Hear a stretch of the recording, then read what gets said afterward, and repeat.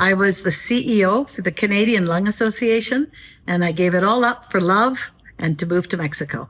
Hey, Gen Max, you just met Heather Borquez, and she is a realtor here in La Paz, and we have got some great story for you today. First, that story of giving up kind of a top-level career in Canada and moving to Mexico for love. We also are going to be sharing her home, which is a gorgeous home here in the exclusive Pedregal neighborhood of La Paz. So we're going to talk about living in this exclusive neighborhood. We're going to tell her story. We're going to talk about whether she speaks Spanish and feels safe and all those good things that we normally talk about. But let's dig into Heather's story back where it starts, which is she was a widow in Canada and her daughter had something to say to her. So yes, that's true. I was widowed in 2006. We were on diplomatic postings overseas in Africa and Latin America. I came back to Canada with my 3 kids. And after about 5 years, my daughter said, "Okay, Mom, it's time for you to get a life and to get out of our life." I think she thought that I was too involved in their lives and they wanted to do their own thing and they wanted their mom to be safely, accommodated elsewhere. So she put on my makeup and we did photographs and she put me online. And after quite some effort, I met a wonderful man. He's a Mexican engineer, civil engineer, and a builder and an architect with architectural background. And he lived in Mexico City.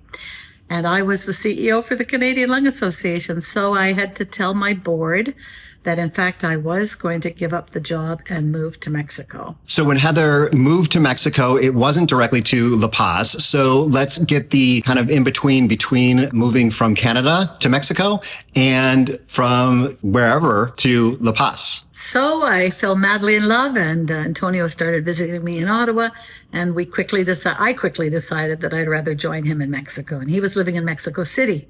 So I quit my job, packed up my house. Kids were very happy, actually, and we had a nice wedding, and I moved. I literally moved with 2 suitcases.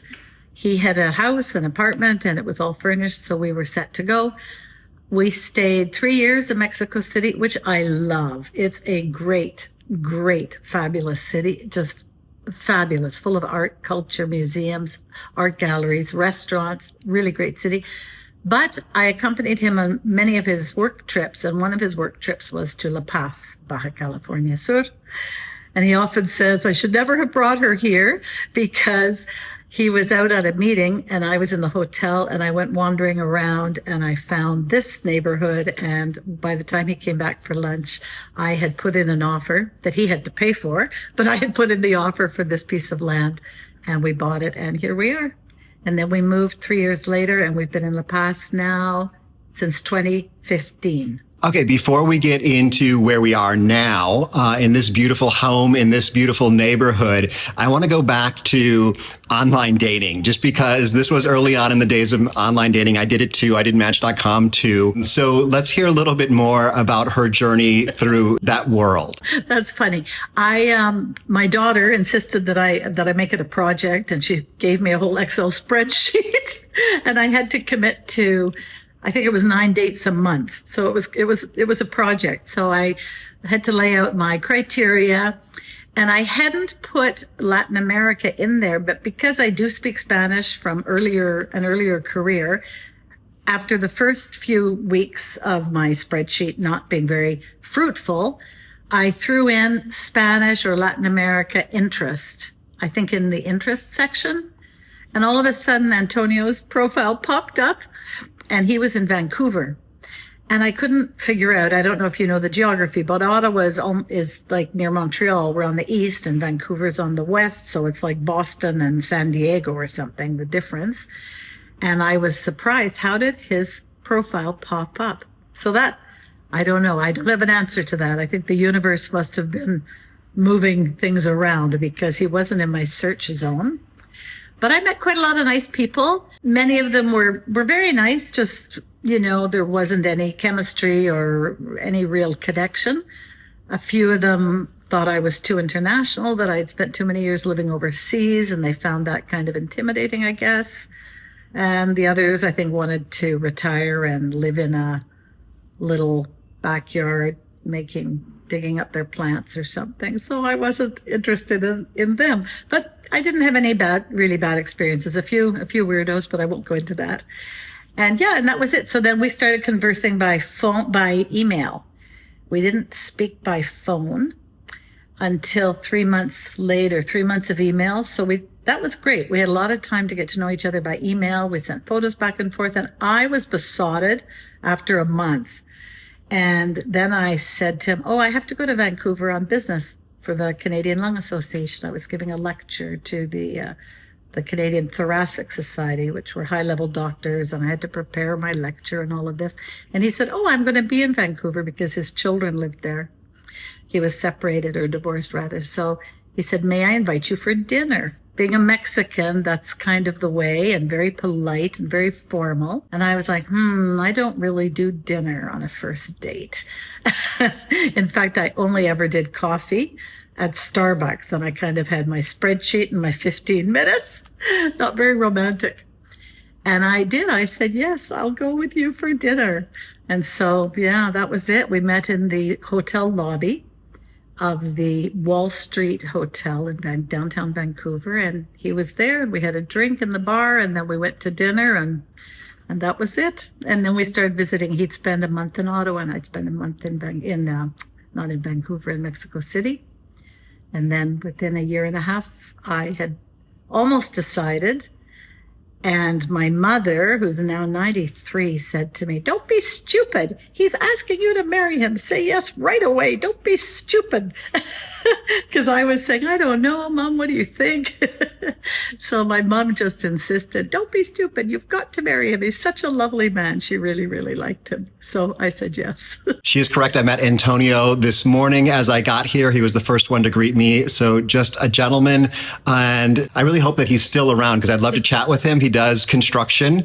And so I'm interested in, maybe talking to him about our construction project in Todos Santos. Just a quick note, the majority of this video was filmed back in late 2025 before we hired Antonio, Heather's husband, to renovate our house in Todos Santos. I've got some videos about that renovation, the demolition phase at least. It'll be up in one of these two corners, so check that out too. So let's switch gears now and talk about this gorgeous home, which is still under construction as we film this. But my plan is to come back here and film a little bit of the after once it's finished, because it's almost finished. But let's talk about kind of where it went. It was like 2015 or so when they put the offer on the land. So let's go from that point forward. Yes. So as I said, I was in the hotel for a few hours on my own and wandered around. And of course, I love looking at property and real estate. And I loved La Paz just from when we landed, he was here for business and I was just hanging around as a tourist, and I loved it. So I put in this offer, and this land was $80,000 when we purchased it in 2015, and now the neighbors' lots are going for $650. So we're super, super happy with our investment, because the truth is we couldn't do it today at $650. That would be way too much. So yeah, we've been really happy. And then we sat on it for a few years because we had to, figure out what we wanted to build. He's the architect for this house, and he is also the builder. So we had to figure out what we wanted. We had to agree between us, of course, and the wife always has plenty to say on which way the kitchen should be oriented and how many bathrooms and that sort of thing. In fact, there was an extra bathroom here in this family room, and after he was building it, I told him I didn't want it there. I wanted it to the left, and so that was a little marital moment. I won, of course. So it took us in the end probably about 3 or 4 years to actually complete the house, because we did some stop and starts along the way to redesign and that sort of thing. And yeah, and it's finished. We moved in May, and then we were gone for the summer. We go back to Canada for the summer. We have grandchildren in Canada, and my mom is still alive and is still kicking. So we like to spend the summer with her. So we go back, and we just came back. So when we left, we still had a few little tiny bits to finish, and we're just finishing them now. And Brighton's right, probably within the next month. We're missing a piece of furniture in the living room, and the pool's just being completed. So another month, we should be perfect. Well, let's talk more about this house and get a tour. And actually, we're going to skip forward. I'm going to record the video, the B-roll later, so you can see the finished house with the finished furniture and the finished pool and whatnot, because I can see the pool is so close to being finished right now. Let's get a tour of the house. When we come in the street, you can see there's parking for 3 cars. There's actually a little maid's quarters as well, with her own bathroom. We don't have a full-time maid, but thinking ahead, there may be a point when we're going to need a full-time nanny, nurse, maid, helper. Hopefully it's just going to be a maid full-time. But yeah, we want to be prepared for everything. And at worst, it could work as a 4th bedroom. But right now it's being storage. And then you come up the stairs. We are putting in an elevator, but probably not till February. And it's not a real elevator like you would expect, but more like a lifter, with a little glass surround, so that my mom, if she visits, she can come easily up the stairs, and I can easily load the groceries and send them up the stairs, because there's several stairs to get up. And then when you come up, you come right through these gorgeous, huge front doors, which I absolutely love. And my husband had to have them custom made. He designed them and had them custom made.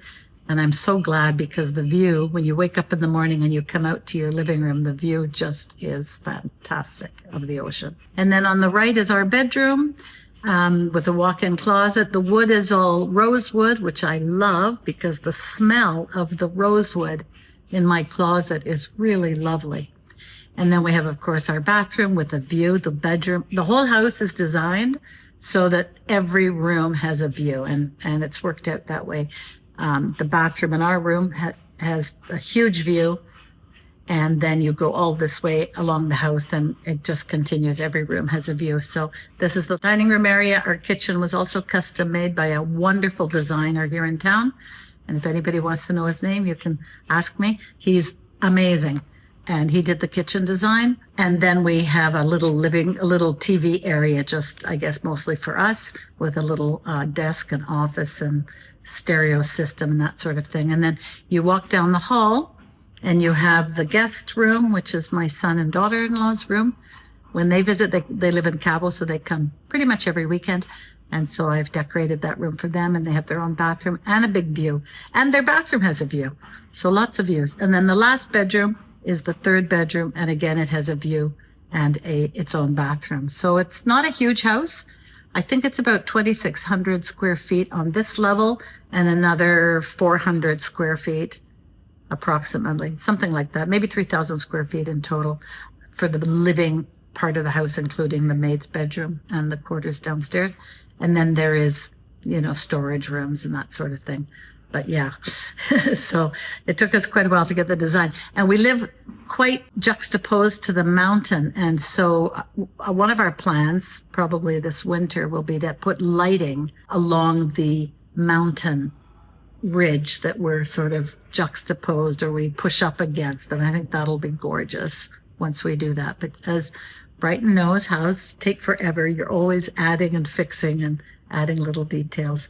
And right now I'm gardening, and I'm adding all my plants. I've got my herbs in. I have my mint and my basil and my, what do you call timoteo, and thyme, my thyme and my oregano. And so and lemongrass. I have lemongrass as well. So it's all going in. So with that tour, it might be clear that Heather works in real estate, but let's continue on before we talk about what her job is. Let's talk a little bit more about this neighborhood. So this is Pedregal La Paz, and there's a Pedregal in Cabo, which is very famous, and they're both actually owned by the same family, the Rivera family.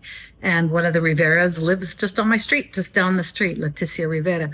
And so they've owned this land for many, many, many years, and of course now have started to develop it. It's very popular with, I guess I would have to say, well-to-do Mexicans and North Americans, foreigners like ourselves. We snuck in, to tell you the truth.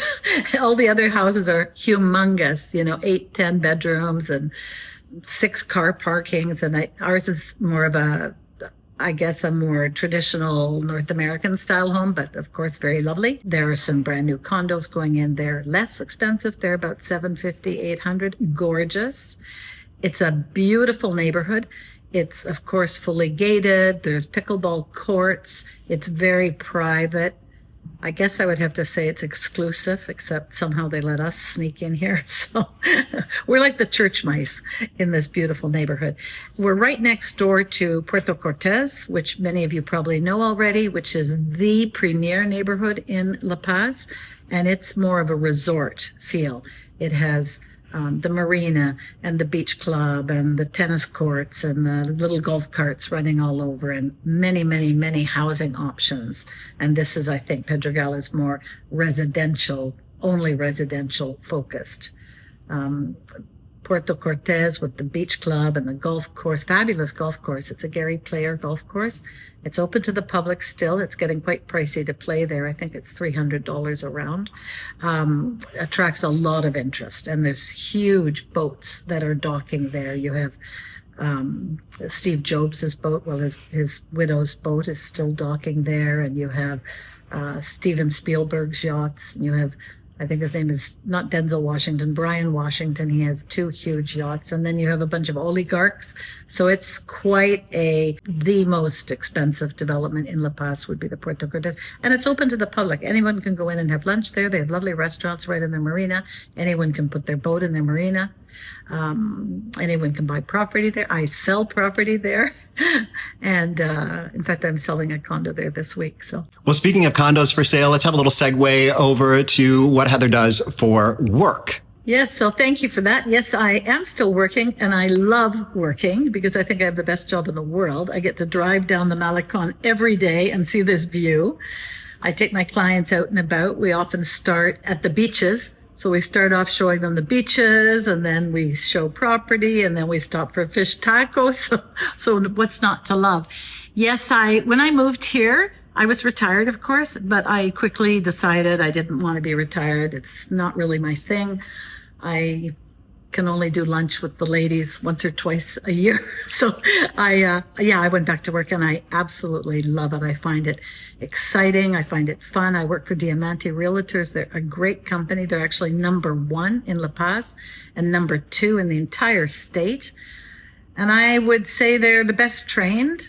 I'm actually one of the trainers that works for Diamante.